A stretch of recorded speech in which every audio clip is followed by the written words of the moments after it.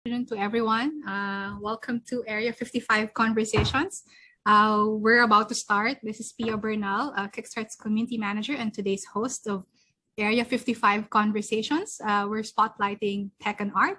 So we're so happy to have with us one of the very first champions of NFT and NFT art. I'll hand off the stage or the screen now to Luis. Hi, Luis. Thank you again for joining us. Hi, Pia. Hi, Minette. Thanks so much for the invite. Super happy to be talking about NFT art with all of you. So my name is Luis. I am not going to spend a lot of time introducing myself. Let's just say that I've been doing the cryptocurrency thing for a long time. I started in 2014. So that's kind of like, basically in crypto years, that's like 100 years of history. So been around since back when it was like a black market here, saw it through into parang when it became a regulated space. And now I'm kind of in this new area of crypto called NFTs. And we'll talk a little bit about all of that naman. But I wanted to kind of open with a story first. So as I said, I've been around in the crypto space for a really long time. No? So 2014 was when I started. My cheapest Bitcoin I ever bought was $180. If you know what the price is right now, it's about $58,000. So it's a very long time ago. In 2017, I was in San Francisco. I spent a lot of time in the States that year because I was trying to raise money for my startup, Bloom. And because I didn't really have a lot of money, and I was kind of like parang the stereotype Filipino startup founder who was trying to like really stretch their budget, I would go to a lot of Bitcoin meetups in San Francisco, mostly because there was free pizza and beer. And I spent a lot of time doing this because back then in SF, it still continues to be the world's most active crypto community. They would have every Thursday night, one of the big companies would sponsor pizza and beer. So, it's basically free dinner, right? So I was like, oh, I see no downside to this. And I remember that particular Thursday night, Coinbase was the one sponsoring the food and drinks. And I met people like the creator of Litecoin, kind of one of the Bitcoin core team. It was that kind of vibe, very early days. So everyone was very friendly. Anyway, so I happened to be having a beer right next to this other group of people. They were kind of not Bitcoiners. They were actually Ethereum people, kind of sneaking into a Bitcoin event. And I thought that was kind of cool, kind of clever. And they knew me because earlier that year, I'd started making these doodles. I'd been making these doodles that would, I would cartoon the stuff about Bitcoin, it's basically like editorial cartooning, but specifically for cryptocurrency. And I was doing these very simple drawings, usually on like pieces of notepad. And I thought it was actually quite funny that the very first time I made one, I did it on the notepad of a BDO handout. So parang my BDO logo, yung first Bitcoin cartoon ko. And I thought that was very appropriate. Anyway, so I was publishing this online and people kind of liked it. So this Ethereum group that I was talking to in this bar in San Francisco said, hey, we've seen some of your work. You're pretty good. Do you want to contribute some of your art to this project that we're doing?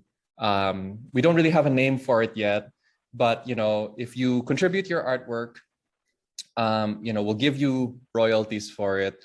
Whatever we sell, you'll get 99% of the sales. So that was the pitch. And me, I had about 2 or 3 beers at this point, all free, which is great. And I was like, sure, why not, right? What could I possibly lose? They tried to explain a little bit about the technology to me. None of it was really kind of connecting.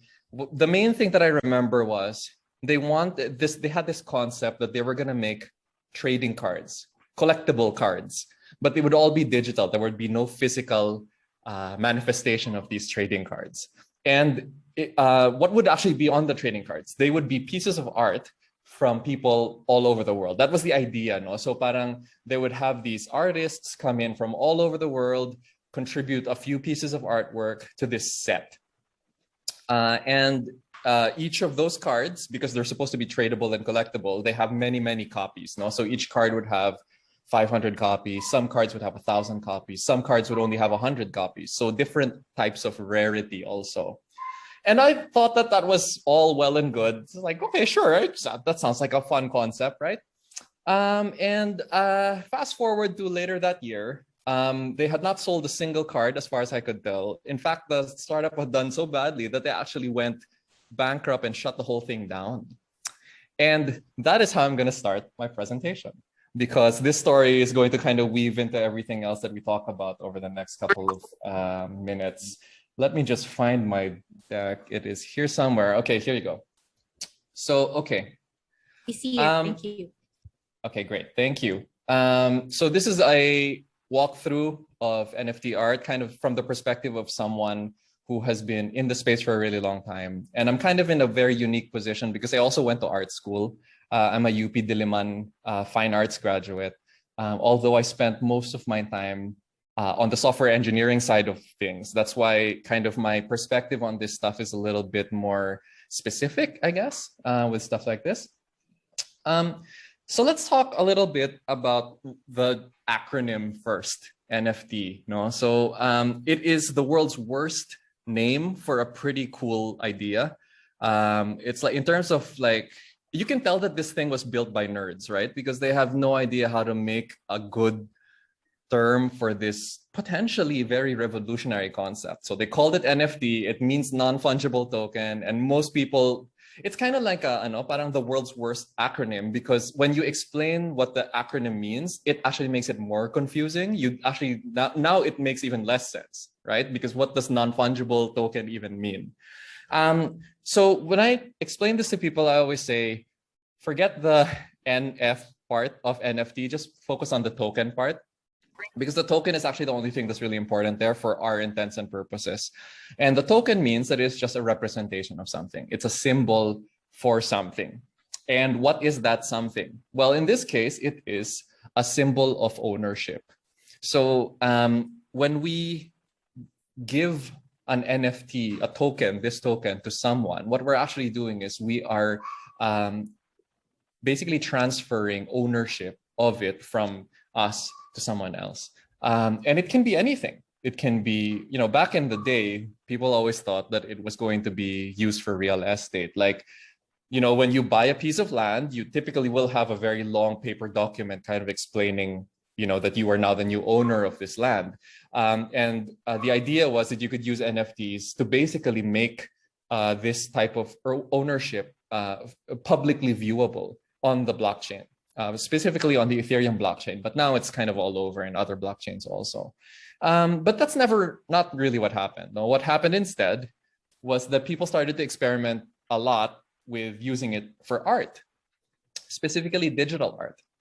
And the reason why that is digital art is a little bit less finicky than real estate rights or any other tangible physical thing. No, the thing about digital art is that it was born off digital, so there is no physical manifestation. So that means that it's very easy for you to take a digital file and say that I'm gonna create a certificate of ownership specifically pertaining to this digital file, and with this certificate of ownership, I can sell it to someone. And this worked really well for artists like me who didn't really prefer to work with pen and paper or oil on canvas or anything like that. I mean, when I was starting to doodle, I kind of did it with pen and paper. But as soon as I became more serious, I started moving to, kind of the tradition, the stuff that you expect. Photoshop, primarily. iPad Pro has a lot of drawing apps. But generally speaking, I just went full digital as soon as I started to become very serious. And I'm not alone. I'm one of many, many, many Filipino digital artists, because oil and canvas is expensive.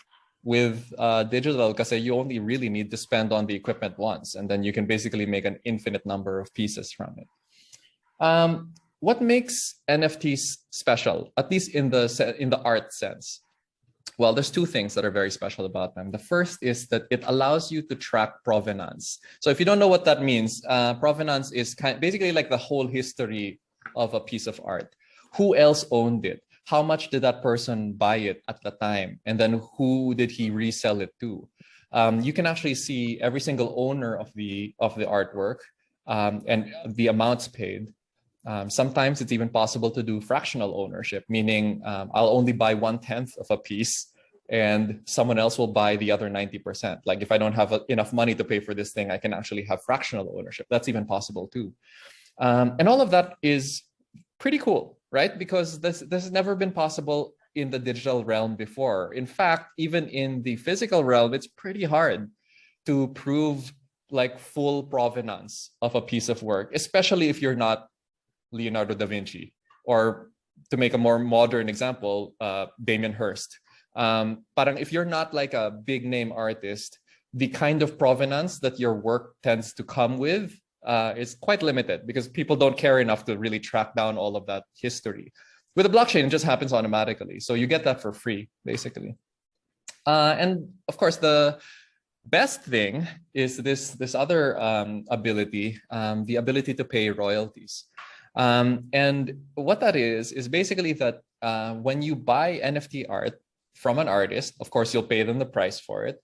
But now that the NFT, the token, the certificate of ownership is with a new person, that new person can also sell it to someone else, right? And when he sells it to someone else, there is an automatic kickback to the artist.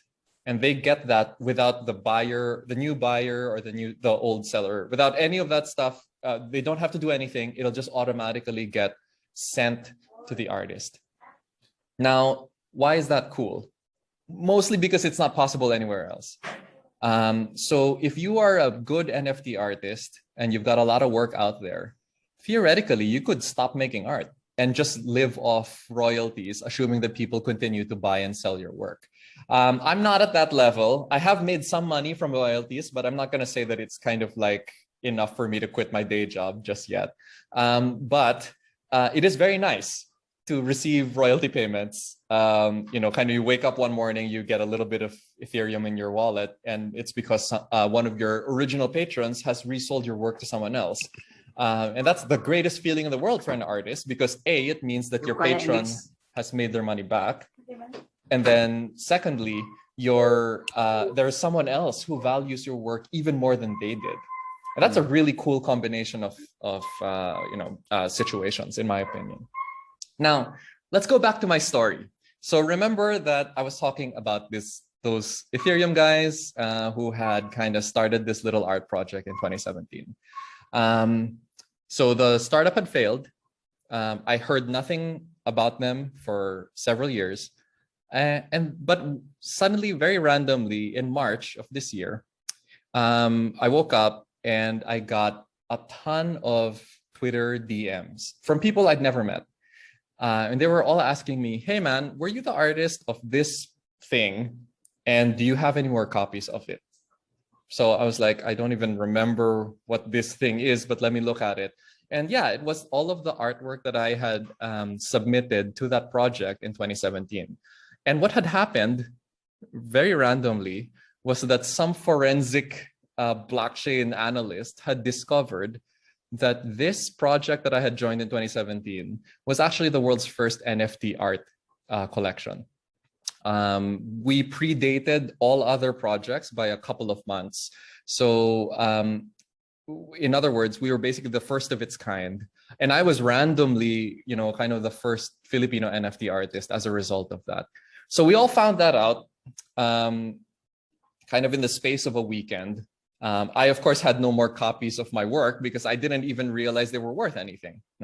And very interestingly, I could not actually even remember the name of the project. So I had to really look it up and go through emails and all of that stuff until I finally tracked it down. And the name of the project was CurioCards. And I'll talk a little bit more about what happened there later. But suffice to say that, and I'm going to make a point really quick here. When the project was rediscovered, they realized that the artists had never actually been paid for any of the sales. And very importantly, when the project was rediscovered in March of this year, the art community just, was all over it. So they bought up all of the copies. So basically we sold out 4 years later after the startup had already shut down. But because this was all described on the Ethereum blockchain, it didn't actually need to have a business entity for those sales to occur. All of the all of the smart contract stuff were still on the blockchain. It's going to be there forever. So what happened was the art community just bought up all of the copies. And then someone else came in and looked and said, hey, you know what? There was a deal where the artists were supposed to make 99% of all of the art, the sales from the artwork. So I guess that means all of that money should go to the artists. And, you know, I mean, I like free beer. I like free money even more because I did not expect this money to ever show up, right? And like I'd completely forgotten that this project even existed. So yeah, so randomly in March of 2021, I got like a nice 4 Ethereum payment. It was not, I mean, it's good, right? It's great money. It's like at the time, I think it was like maybe $8,000 or something like that in total. So I was like, hey, that's $8,000 that I was not expecting to have. So very happy. But that's not where that's not even where the story ended. Let me move on to my next slide here and talk a little bit more about this. Oh, I guess I've already done this definition pala, sorry, but let me just reiterate na lang, no? Because when CurioCards was first created in 2017, they were thinking about it more as collectible cards, no? But parang the definition of NFT art itself has expanded quite a lot since then. So there's a lot of different examples, and I'll go through some later, but the most obvious is still digital art. But that doesn't mean that traditional painters, traditional sculptors, they can also participate in this market. It's just that it's just a little bit trickier for them because they have physical manifestations of the work. It is definitely easier if you're a digital person. But more than the digital visual artist, there's also music, there's also video. There's a lot of multimedia work out there that does very, very well. So parang the definition of NFT art has expanded quite a lot in the last 4 years since we were first piloting it. So, okay, all right, oops, sorry, here we go. So let's go back to my story. So where was I? So the CurioCards project had been unearthed. There were now, you know, a couple of thousand new owners of these cards. And what happened over the next 4 to 5 months are probably the weirdest 4 to 5 months of my life, just kind of watching this thing happen. No? Basically, the community bootstrapped itself out of nowhere and decided that CurioCards was going to become the next big NFT art sensation, right? And what does that even mean? Well, the thing about NFT art collection kasi is the act of NFT art collecting, it is very much a speculator's game. And this is mostly born of the fact that it's a crypto world, no? So the people who are in crypto, they tend to like speculating on things. And they did exactly the same thing with NFT art. They would spot these projects or these artists that they wanted to back and, you know, that buy up as many of those pieces as they could, and then they'd wait for the price to appreciate.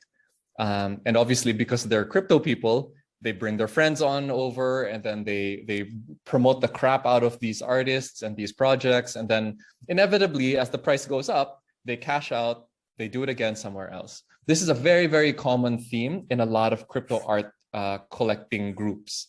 So wala siyang pinagkaiba from crypto trading itself, actually, in that sense, except that here, there is another asset that you are speculating on. You're not just speculating on the currencies, you're actually speculating on the work of someone. Now, it turns out that because CurioCards was the oldest NFT art project the world has ever seen, it has some value to it.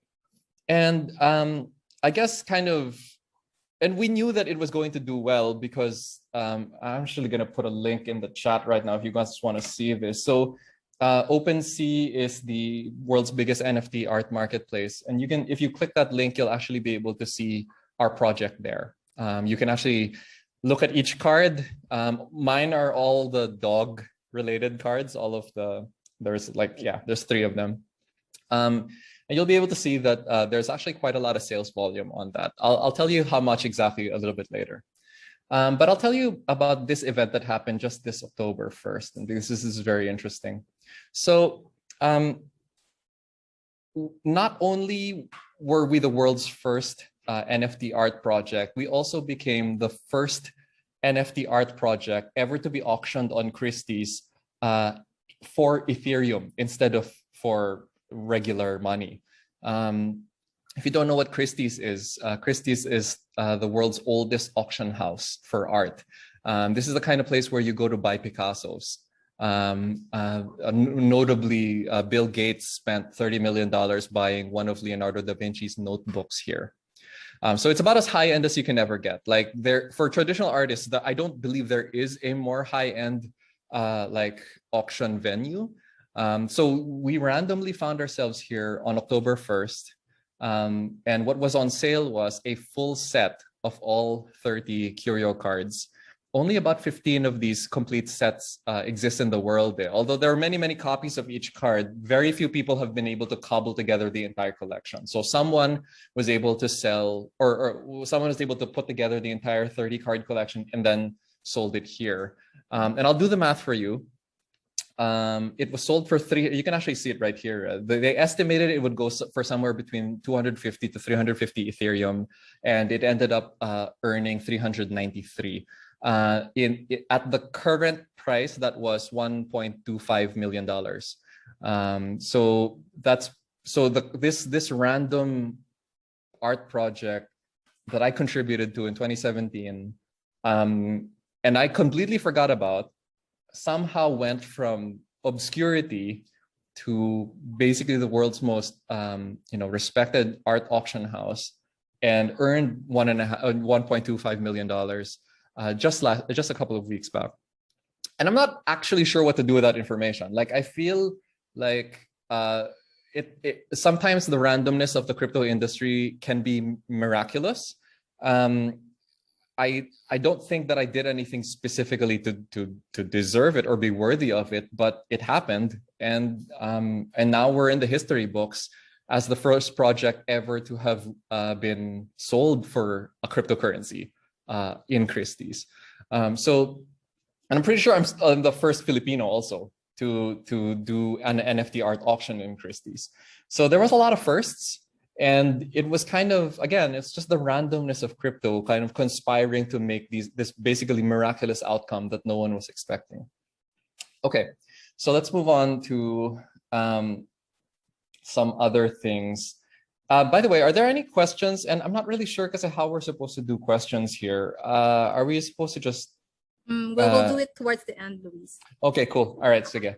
Okay, sige. So I'll just keep going then. And ano na lang, I guess if there are questions, then I'll just come back to them. Okay. So NFT art, where is it sold? How is it sold? I guess you've already kind of pieced it together from some parts of the story. There are marketplaces. There are many marketplaces. And you can kind of imagine those marketplaces kind of like massive galleries or massive museums. OpenSea is the largest one. In September, they did about $3.5 billion in sales, just in that 1 month. So they're the largest by far, but there's about 30 others. And we have some examples here: OpenSea, Super Rare, Nifty Gateway, Maker's Place. There's at least 3 dozen others, and those are just the ones that are built using Ethereum. There are art marketplaces that are built in other blockchains as well, notably Solana and Cardano, Tezos, all have their own ecosystems for this stuff. And the reason for that is because it's very hot right now. There's a lot of money being thrown around, as we could see from the OpenSea example. $3 billion is quite a lot of money. So I don't know if anyone actually clicked the link that I sent in the Zoom chat, but I'll just kind of do one little quick tidbit here lang. And I didn't make a slide for it, so I'll have to say it. According to some industry stats that I was able to see a couple weeks ago, the Philippine art industry, the traditional Philippine art industry, the painters, the sculptors, the woodworkers, all of that stuff, all told, in 2019, they earned $89 million. So that's everyone, all of the sales, including the ones that are from overseas. All of the entire Philippine art industry earned about $89 million in 2019. If you click the link that I sent to the CurioCards project, you'll see that our sales volume there is over 31,000 Ethereum.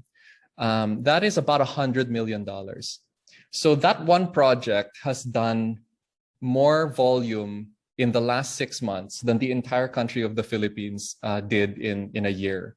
And this is a work of 7 artists, right? It's not even a whole bunch of people. And most of us are unknown. Actually, almost all of us are continuing to be unknown. Actually, one of us is even anonymous. Like, he won't even tell you who he is. So the reason why I say this is not to, to be a show off or to brag or anything. What I'm trying to point out here is there's a whole world out there that is not being tapped by other Filipino artists. And the size of it is so massive that it dwarfs, our entire art industry here. And this is a single project. We're not even in the top 10 NFT art projects, right? If you look at OpenSea's statistics, you'll see a list of, kind of massive projects that are doing $100 million a month in sales volume. And the reason for that is because the crypto world is outsized always in everything that it does. And all of the people who are throwing money around, they're doing it because they're trying to earn money for themselves. And then in the meantime, as they're trading and promoting the work of these artists, the artists are making repeated royalty income each time that art changes hands. So it's a brave new world, and I'm happy to say that there are a few other Filipino artists naman as I talk about this now. But back in 2017 there were none, and I didn't even really know that I was an NFT artist until much later. And this kind of happened out of nowhere, but it's the kind of sea change that the newspaper industry felt when blogging became a thing. It's the same sea change that the TV networks felt when YouTube became a thing.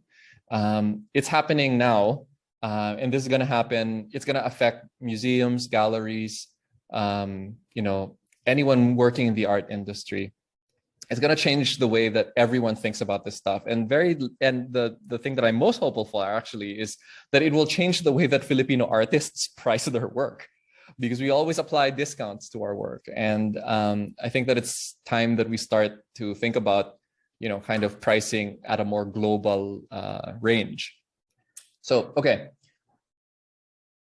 Some examples of marketplaces. The Nifty Gateway one is interesting because it's owned by the Winklevoss twins. Very, very hype driven. They got a lot of celebrities. I believe this is where Eminem did his first NFT art drop. This is where The Weeknd did their first NFT art drop. So these guys are like the cool kids. Maker's Place is the one that I've had the most success with personally. They're based in SF. They're really nice people. But again, there's so many marketplaces out there now. Nara Gallery is a collection of Filipino artists that recently sold on Nifty Gateway about 3 months ago now, I think. The collection was called Zodiac. Each artist got one slice of this wheel to kind of illustrate, and I believe they earned about $110,000 from that drop. So pretty successful. But like I believe the Nara Gallery guys actually thought that they underperformed with this price because they felt like they should have gone for much, much more than that. And I think this is the world that so a lot of people who kind of come into this stuff for the first time are kind of puzzled and shocked by some of the prices that are being thrown around. But that's kind of the expectation now. It's not about what you would have paid for this artwork if it was in a gallery here in the Philippines. It's about what the crypto wealthy would have paid for it, right? I mean, that's the new equation. That's the new calculus. So $110,000 is nothing to sneeze at for sure. But yeah, we actually think that it could have gone more. Crypto Art PH is a thing. If you look in Twitter right now, use the Crypto Art PH hashtag, you'll see a whole bunch of artists. I tried to collect all of them. No, sorry, not all of them. Some of them in this work. This one up here, the koi, the koi is painted by an 8-year-old. His name is Sevi. So I would say that, you know, kind of the world of crypto art here in the Philippines is very varied. A lot of people from kind of the game industry or the you know, digital design, the design industry for sure, but some of them from the traditional painter crowd as well. This one is by Joe Peter Arayas. He's a traditional painter. Anyway, so it's still in its infancy. There's a lot of people who are willing to give it a shot. It tends to be slightly the younger artists because they've never had a path yet. No, so they don't actually have to let go of anything. They had no gallery relationships to begin with. They had no art dealer relationships, and the art mafia had no idea who they were. So there was nothing to lose by giving this a shot.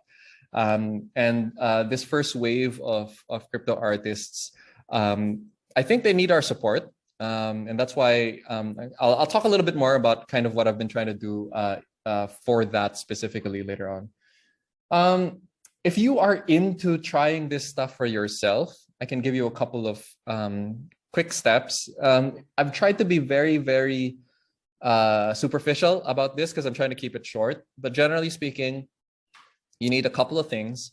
First is you need the MetaMask wallet, and that is kind of a generic wallet for Ethereum assets. This is the wallet where you will hold both your artwork and your cryptocurrencies. So if you have Ethereum, you can put it in your MetaMask, and then you can use that Ethereum to actually buy the artwork that you want. And when you buy the artwork, it actually goes back into your wallet. So obviously you will have to have Ethereum if you want to get into this world. There are a handful of marketplaces that will actually accept credit cards, but 95% of all of the marketplaces will ask for cryptocurrency only, will only work with cryptocurrency. So you have to have some if you want to participate. In this case, you probably want to buy Ethereum.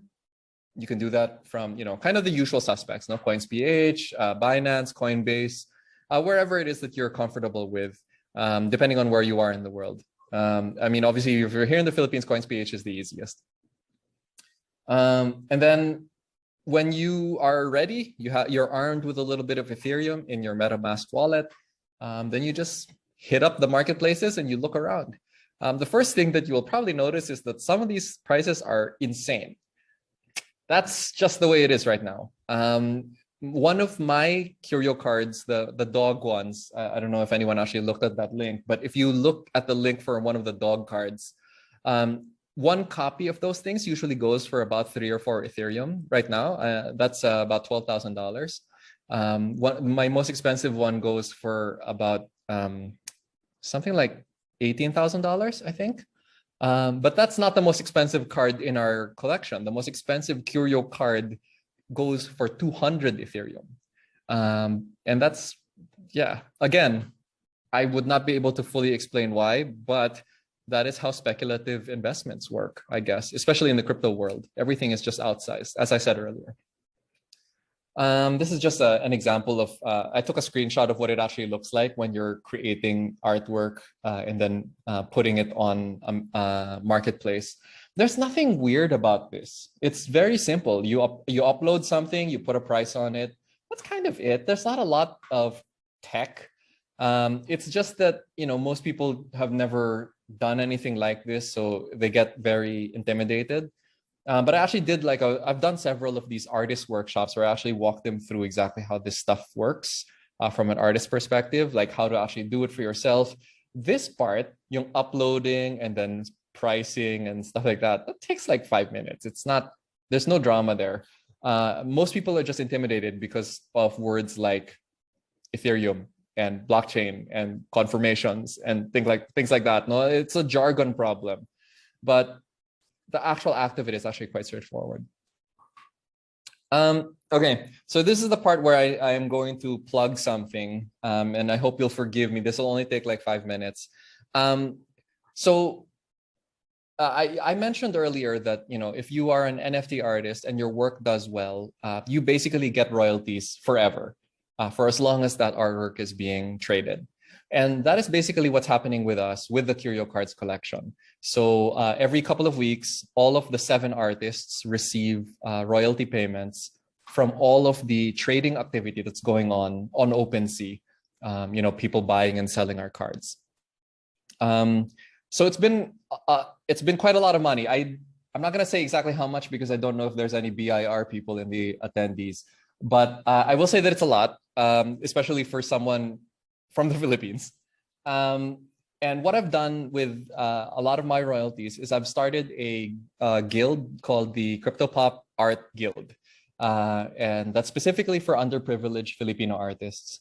So the idea is that we will fund these artists and we'll mentor them and we'll train them. We'll get them to the point where they can actually start selling their own NFTs. Just like completely eschew the traditional path. Just go straight to NFT art. Just leapfrog that generation, right? And all of our artists are from marginalized communities. Most of them draw only on their cell phones. They don't have tablets, they can't afford computers, they don't have laptops or any of that stuff. So we're also organizing equipment loans for them. I'm actually working on a whole bunch of different sponsorship kind of things where I match sponsors with hardware providers, and then the hardware gets shipped to our artists. I originally thought that I was only going to do target 30 artists. Because I was only going to fund it with my own money. So I was like, it's fine. My target was, okay, I'll do 30 artists and then we'll see how well we do. But the more I talked about it, the more people started donating money. And I kind of randomly ended up with a couple of dozen co-investors in this guild. And now we have 195 artists in it, which is like I overshot the target by quite a lot. But I think the more the merrier, because we're actually giving people who have never had any kind of opportunity. We're trying to give them a shot. Now, I'm not saying that I'm the world's biggest expert in NFT art. No, I mean, based on my stories, you'll see that I basically just kind of backed into it by accident. But what I do think is true about the crypto industry is that if you show up, the chances that things will go well for you are exponentially increased, right? And the thing about crypto is that the rewards tend to be amplified by narrative, meaning that we were the world's first NFT art project. That is not a narrative that anyone else could claim. So we're pretty unique. I am the first Filipino NFT artist. There's not a lot there. Again, you can't replicate narratives like that. So because of that uniqueness, you're able to, I guess, to a certain extent, command higher prices for your work. And I think that with the CryptoPop Art Guild, the idea is that we want to put these kids on a path where they can create their own narratives for themselves, and hopefully just become full-time artists, assuming that parang things go well. The acronym for the Art Guild is CPAG, because there is hard work. We value hard work, but at the same time, we do think that if you work hard, sometimes fortune will just favor you, and that's kind of what we're hoping for here. I'm joined by lots of kind of very well-respected people from the design realm here in the Philippines. My co-investors include Team Manila, AJ Di Marucot, a couple of people from the crypto world, of course, Colin Goltra, Gabby Dizon, James Deacon has put in some money. So we're all trying to kind of use our expertise to mentor our guild members to basically, kind of just allow them to leapfrog the kind of, what the normal path for artists are. I actually I don't believe I have many artists from Metro Manila. Almost all of them are from kind of more provincial cities. My very first one was from Bago City in Negros Occidental. I actually did not even know where that was on the map. And she was drawing just with her finger on her smartphone. And I was really impressed by the work. I thought that it was pretty good for someone who didn't even have like a stylus or a pen or something. So we've got some pretty good artists here who have just never been given a shot. So like I'm trying to spend all of my energies kind of, redirecting those CurioCards royalties into this, because I feel like it's probably a better use for those funds than anything else I could buy for myself. Ayun, if you're interested to kind of see what we're doing, I've got a links here below.